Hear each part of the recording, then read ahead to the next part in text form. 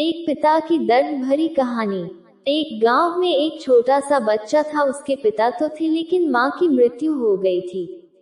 पिता सारा दिन काम करता और अपने बेटे को पाल पोस कर बड़ा करता है। वह सारे सुख अपने बेटे को देता है जो एक माँ दे सकती थी। उस पिता ने कभी कुछ नहीं मांगा, सिर्फ इतना ही मांगा कि मेरे बेटे को कोई परेशानी ना हो। एक पिता की दर्द भरी कहानी। दिन बीतते गए, बेटा पढ़ लिख कर अच्छा जॉब भी करने लगता है और वह शहर में रहने लगता है। कुछ दिन बाद वह अपने पिता से मिलने आता है और कहता है, पापा मुझे कुछ पैसों की जरूरत है। मैं चाहता हूँ कि शहर में ही जमीन लेकर अपना घर बना लूँ। पिता इस बात को सुनकर बहुत खुश होते हैं। सोचते हैं कि मेरा बेटा है, एक ना एक दिन नाम करेगा। जिंदगी भर की बचाई हुई पूंजी को निकाल कर अपने बेटे को दे देते हैं। बेटा शहर चला जाता है और उन पैसों से अपना घर बना लेता है। पिता इधर इंतजार करता रहता है कि मेरा बेटा फिर से आएगा, एक ना एक दिन तो मेरे पास आएगा ही। जाएगा कहाँ? उसके पास अब कोई नहीं जाता था, क्योंकि न ही अब उस पिता के पास पैसे थे और न ही रहने का जगह था। कुछ दिन बाद बेटा फिर लौट कर आता है और अपने पिता से कहता है, पापा अब आप दादाजी बनने वाले हैं। पिता को बहुत खुशी होती है। इस बात को सुनकर वह कहते हैं, तू मुझे मेरी बहू और पोता से कब मिलाएगा? बेटा कहता है, बस पापा थोड़े दिन और।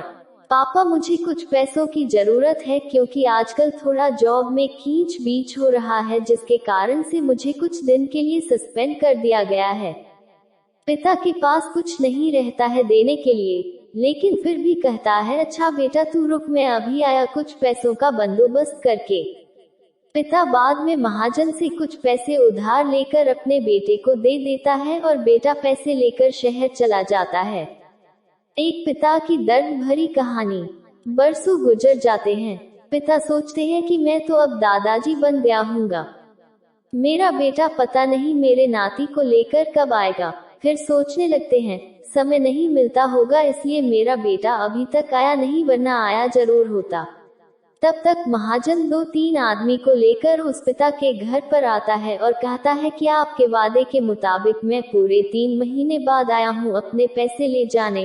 पिता कहते हैं, मेरे पास पैसे नहीं है देने के लिए। महाजन कहता है, जब पैसे देने नहीं थे तो आपने मुझसे उधार क्यों लिया?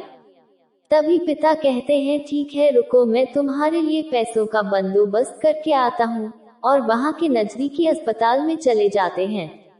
वहाँ जाकर अपना ब्लड डोनेट करते हैं और अपनी एक किडनी बेच देते हैं और उस महाजन का कर्ज छूटा कर देते हैं।